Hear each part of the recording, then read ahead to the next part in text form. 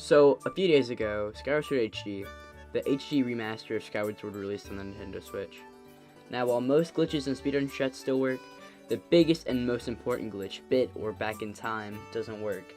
Back in time allowed you to manipulate flags and other things in memory by accessing certain points in a save file while on the title screen.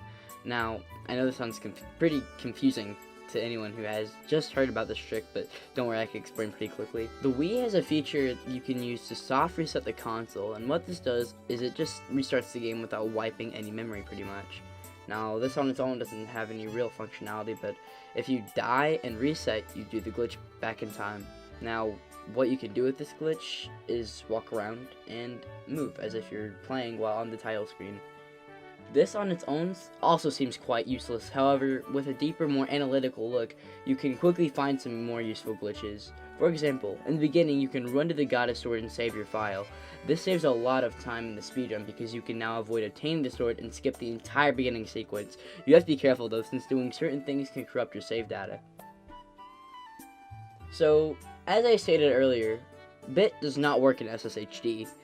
Now, it's not really the game's fault, but it's a different issue that makes this trick patched in the remake. A bigger enemy, a snake, a fraud, a disgusting display of horror and terror. The lack of reset functionality on the Nintendo Switch.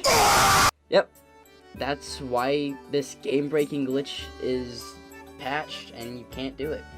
It cuts 4 hours out of the speedrun and it just doesn't work. So there you go, that's your answer. Well, there's a little bit more to that. You might be wondering why you can't just cut the console off or the game off and then go back in.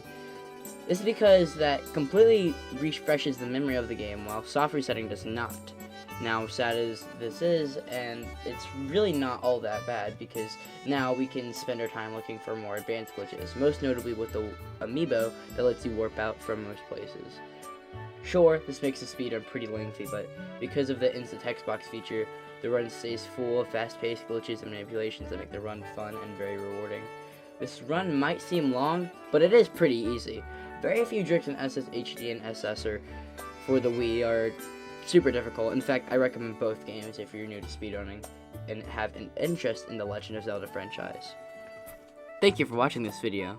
It seriously helps me out, and I'm glad that I can help start growing the channel while making content based around games and do what I've always wanted to do since I was a little kid. So if you would be so kind as to leave a comment, even if it's hate, or leave a like or a dislike, it would just help me out, put me more out there. So yeah, thanks for watching.